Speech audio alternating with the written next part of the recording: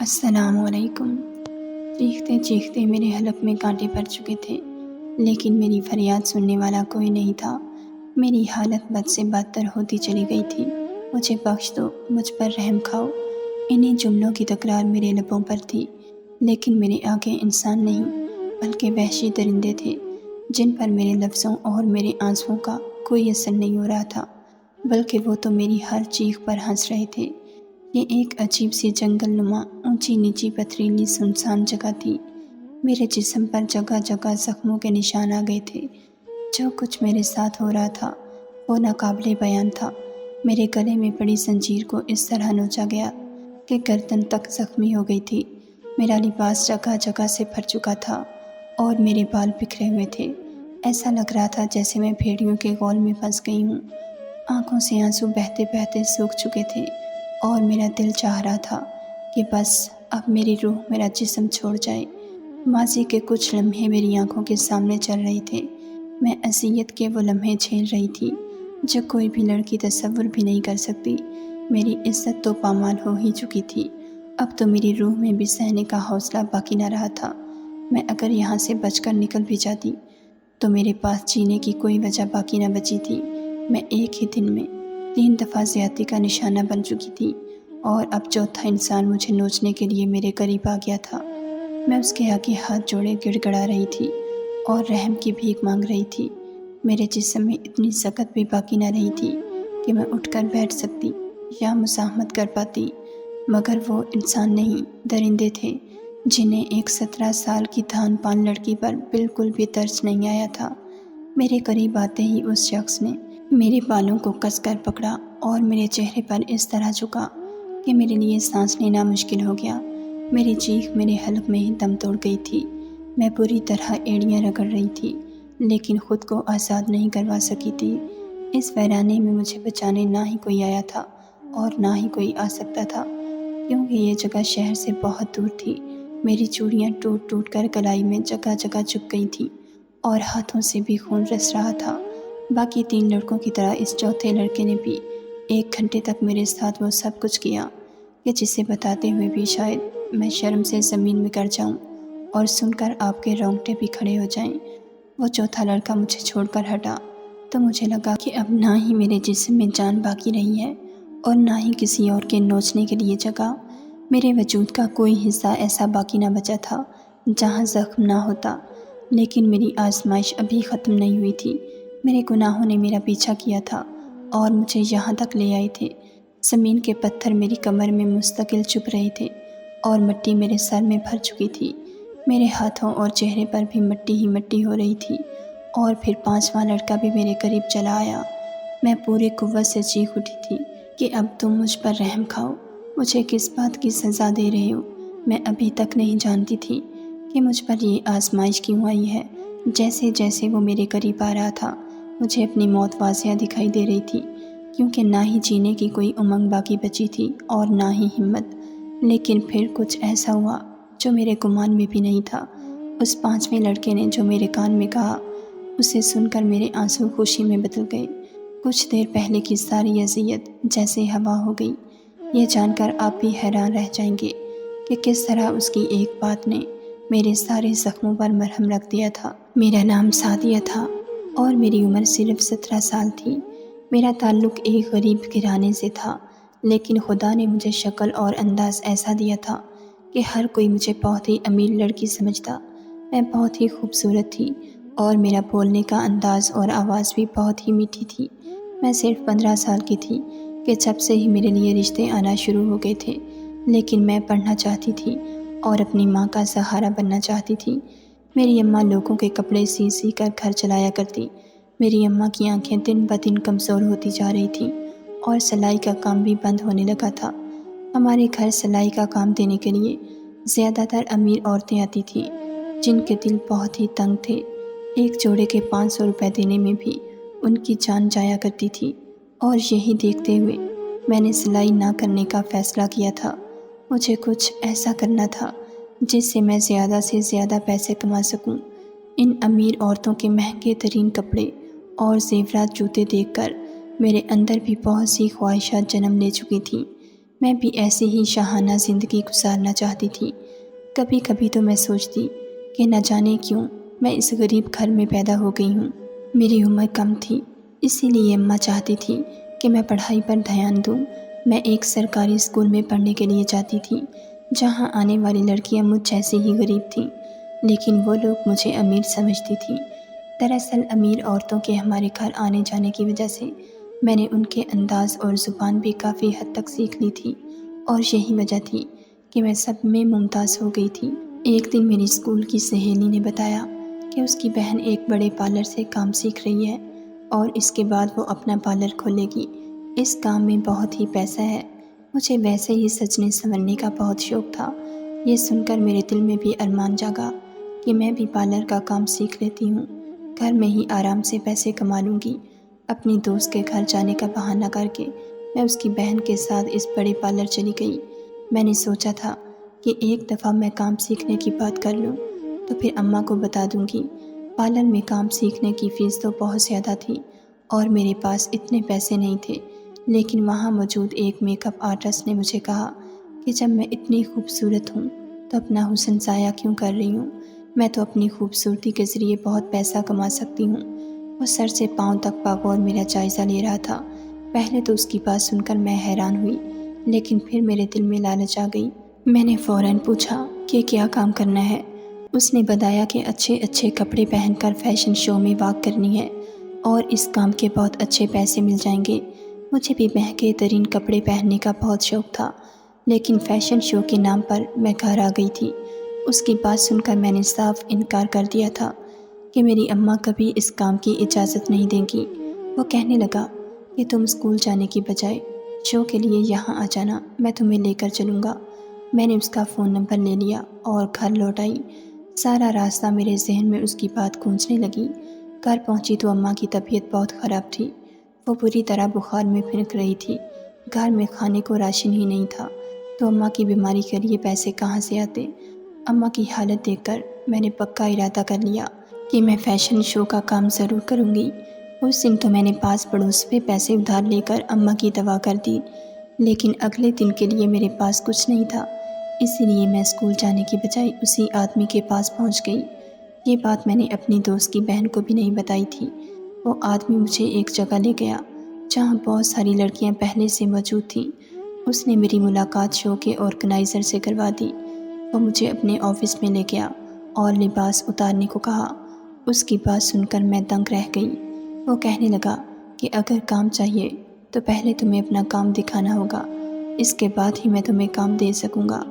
میرے لیے یہ ممکن نہیں تھا، اسی لیے میں نے صاف انکار کر دیا۔ وہ کہنے لگا کہ یہاں آنے والی ہر لڑکی کو پہلے اپنا آپ دکھانا پڑتا ہے، تمہیں پیسے ہی تمہارے جسم کے دیے جائیں گے، کپڑے تو سب ہمارے ہیں۔ تم جیسی یہاں کئی لڑکیاں روزانہ آتی ہیں، اسی لیے یہ تمہاری مرضی ہے کہ تم کام کرنا چاہو یا نہیں۔ اماں کی بیماری، گھر کے حالات اور ابا کے انتقال کے بعد سے رشتہ داروں کا رویہ، ان سب باتوں نے مجھے اس قدر مجبور کر دیا تھا کہ میں اس کی بات مان گئی۔ وہ میرے وجود کے ہر حصے کو اپنے حساب سے جانچنے لگا اور بہت دیر تک مجھے چیک کرنے کے نام پر پامال کرتے رہنے کے بعد اس نے یہ کہہ کر منع کر دیا کہ میں اس کے حساب پر فٹ نہیں اترتی۔ میں جو بہت دیر سے ضبط کر کے سب کچھ برداشت کر رہی تھی، میرا صبر جواب دے گیا تھا۔ میں پھوٹ پھوٹ کر رونے لگی۔ اس نے میرے ہاتھ میں کچھ پیسے پکڑائے اور کہنے لگا کہ ابھی تم بہت کم عمر ہو اور حسین بھی ہو، تم چاہو تو اور بھی طریقے سے پیسے کما سکتی ہو۔ اس نے مجھے اپنا ذاتی فون نمبر دے دیا اور کہنے لگا کہ جب بھی پیسوں کی ضرورت ہو مجھے ایک فون کر دینا۔ میں واپس اپنے گھر چلی آئی تھی۔ اس کے دیے ہوئے پیسے اتنے تھے کہ اماں کی دوائیں اور کچھ دن گھر کا خرچ نکل آتا، لیکن کام مجھے نہیں مل سکا تھا۔ 15 دن بعد مجھے دوبارہ سے پیسوں کی ضرورت محسوس ہوئی تو میں نے اسے فون کر دیا۔ اماں کا فون اب میرے ہی استعمال میں تھا۔ اس نے مجھے ایک جگہ پر بلایا اور جب میں وہاں گئی تو پتہ چلا کہ وہاں کوئی شوٹ ہو رہا ہے۔ اس کے بعد اس نے مجھے ایک بہت ہی نازیبا سا لباس دیا اور کہنے لگا کہ تمہیں یہ فوٹو شوٹ کروانا ہے۔ وہ لباس دے کر میری زبان گنگ رہ گئی تھی، کیونکہ وہ لباس نہ ہونے کے برابر ہی تھا۔ اس نے مجھے 50,000 روپے کی آفر کی تھی۔ اتنے پیسے تو میں 6 مہینے میں بھی نہیں کما سکتی تھی۔ میں نے اپنے ضمیر کو مارا اور پیسوں کی چمک کے آگے اپنی آنکھیں بند کر لیں۔ وہ لباس پہن کر میں کئی مردوں کے آگے بیٹھ گئی اور وہ لوگ طرح طرح سے میری تصویریں کھینچنے لگے۔ کچھ دیر تو میرے لیے یہ سب کچھ بہت ہی عجیب تھا۔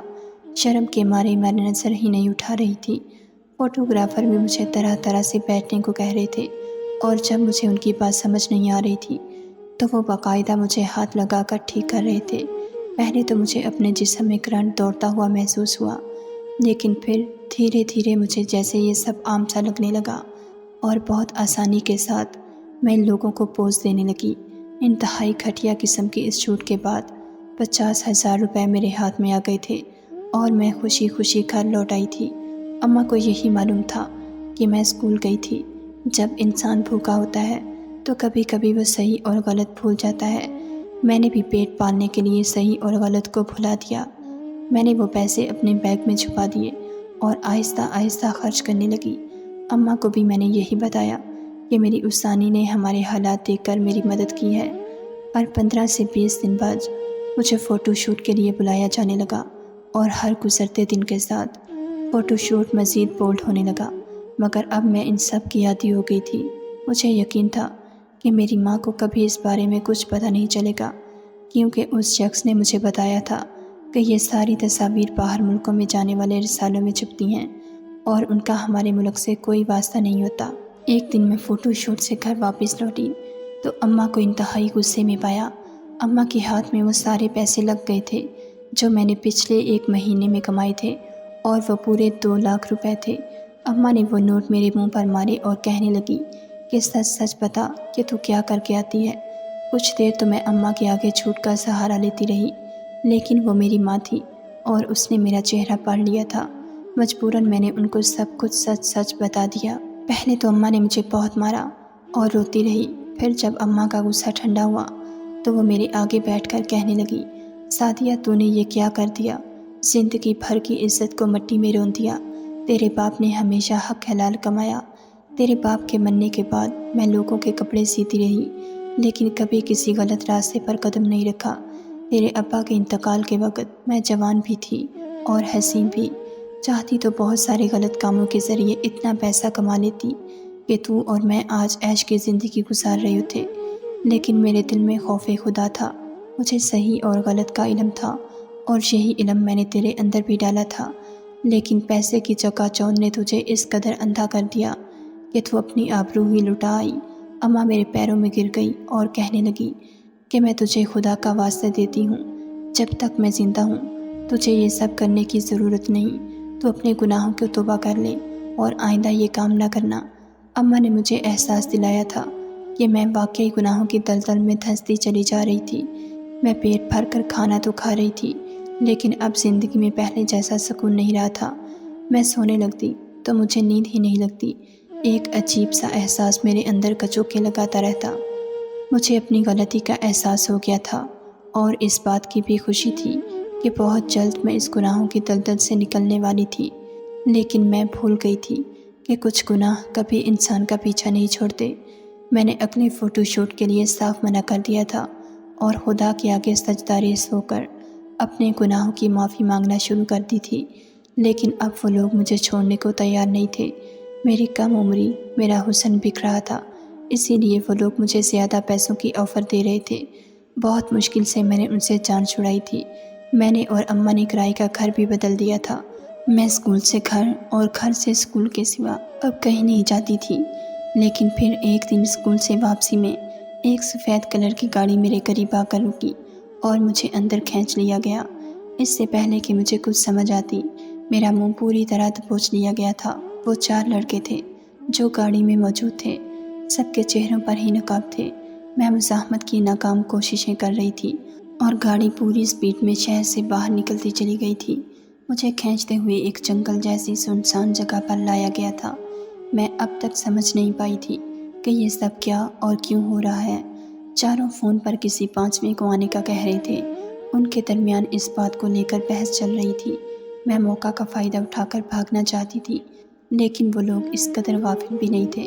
ان میں سے ایک میرے قریب آیا اور اس نے میرا ایسا حشر کیا کہ میرے لیے سانس لینا بھی دو بھر ہو گیا۔ میں رو رہی تھی اور اس سے التجا کر رہی تھی کہ مجھے چھوڑ دو، میں ایک شریف لڑکی ہوں، میری ماں میرا انتظار کر رہی ہے، میں اپنے گھر جانا چاہتی ہوں۔ میری اس بات پر وہ کھلکھلا کر ہنسا تھا، اور اس کے بعد جو کچھ اس نے کہا تھا وہ سن کر میرے ہوش اڑ گئے۔ اس نے اپنی شرٹ میں سے ایک میگزین نکال کر میرے منہ پر مارا، جسے دیکھ کر میں شرم میں ڈوب گئی۔ میری نیم برہنہ سی تصویر میگزین کے پہلے ہی صفحے پر نمایاں تھی۔ وہ کہہ رہا تھا کہ بڑی شریف زادی ہو، ایسے لباس میں تصویریں کھنچوا کر میگزین کے پہلے پیج پر لگواتی ہو اور خود کو عزت دار کہتی ہو۔ بیٹا، گناہ انسان کا پیچھا نہیں چھوڑتے، اسی لیے خدا سے سچے دل سے توبہ کیا کرو۔ میری ماں کے الفاظ میرے کانوں میں گونجے تھے۔ وہ بری طرح مجھے نوچ رہا تھا اور اپنی ہوس پوری کر رہا تھا۔ مجھے وہ وقت یاد آ رہا تھا جب میں نے پیسے کی چمک میں اپنا آپ خود ہی داؤ پر لگا دیا تھا۔ یہ سوچ کر ہی میری جان نکل رہی تھی کہ اگر یہ میگزین ان لڑکوں کے ہاتھ آ سکتا ہے تو نہ جانے یہ اور کس کس نے دیکھا ہوگا۔